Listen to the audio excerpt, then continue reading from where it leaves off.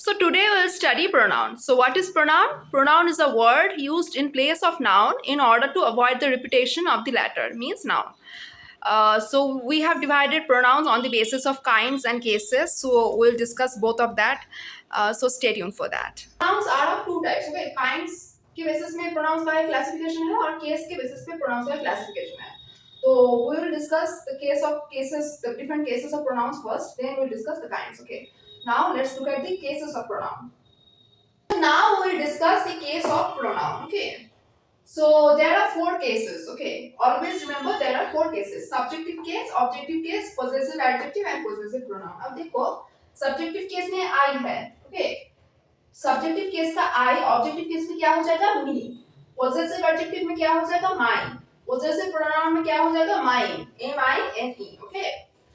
Then देखो subjective case में we है, ऑब्जेक्टिव केस में क्या होगा? us, पोजेसिव एडजेक्टिव में क्या होगा? our, पोजेसिव प्रोनाउन में क्या होगा? ours, s लग जाएगा.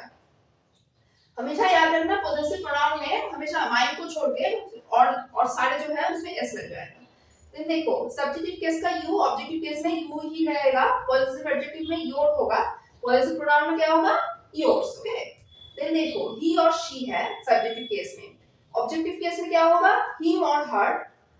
पोजेसिव एडजेक्टिव में क्या होगा? his और her. पोजेसिव प्रोनाउन में क्या होगा? his और hers, s लग जाएगा. ओके. देन देखो सब्जेक्टिव केस में they है, ऑब्जेक्टिव केस में क्या होगा? them.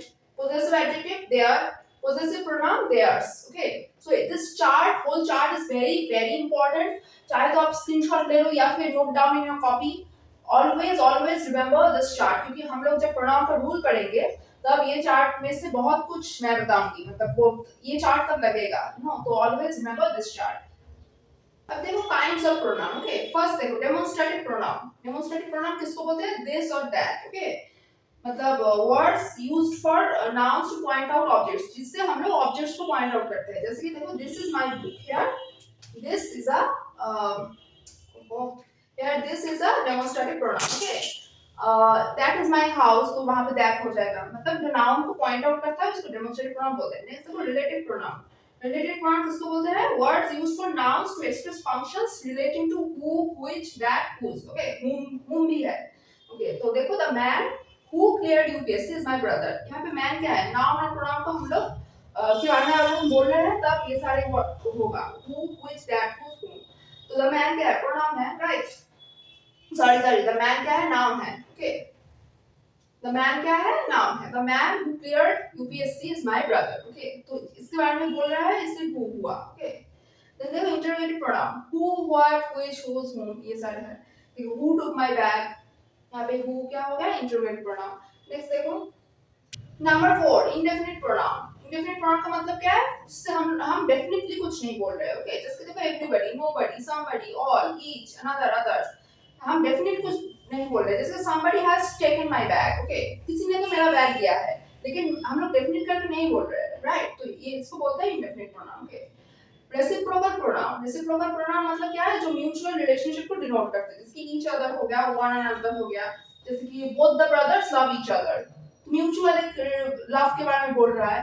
और देखो Indians should not fight with one another. Okay, तो म्यूचुअल इंडियंस को अपने में नहीं लड़ना चाहिए, तो अपने में मतलब वन अनदर. देन देखो रिफ्लेक्सिव एंड एम्फैटिक प्रोनाउन. अब ध्यान से देखो रिफ्लेक्सिव एंड एम्फैटिक प्रोनाउन मैंने क्यों लिखा है?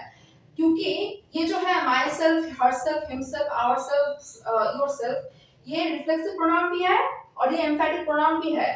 लेकिन इस रिफ्लेक्सिव और एम्फैटिक प्रोनाउन में स्लाइट डिफरेंस है जो मैं नेक्स्ट एक वीडियो में बना दूंगी. ओके, अभी के लिए इतना याद रखो कि रिफ्लेक्सिव प्रोनाउन में भी ऐसा आता है और एम्फैटिक प्रोनाउन में भी ऐसा आता है, लेकिन दोनों में डिफरेंस है. उसमें मैं अलग से एक वीडियो बनाऊंगी. ओके, तब समझा दूंगी. अभी के लिए इतना याद रखो कि ये जो है वो रिफ्लेक्सिव में भी होता है और एम्फैटिक में भी होता है. कब रिफ्लेक्सिव में होता है, कब एम्फैटिक में होता है, वो डिपेंड करता है. ओके, कुछ चीजों पे डिपेंड करता है, तो मैं वो उसके लिए अलग वीडियो बना दूंगी.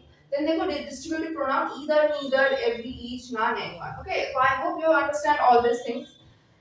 नेक्स्ट वीडियो में we will discuss about the rules of pronoun. Okay, If you have liked this video, then please subscribe to my channel. Thank you.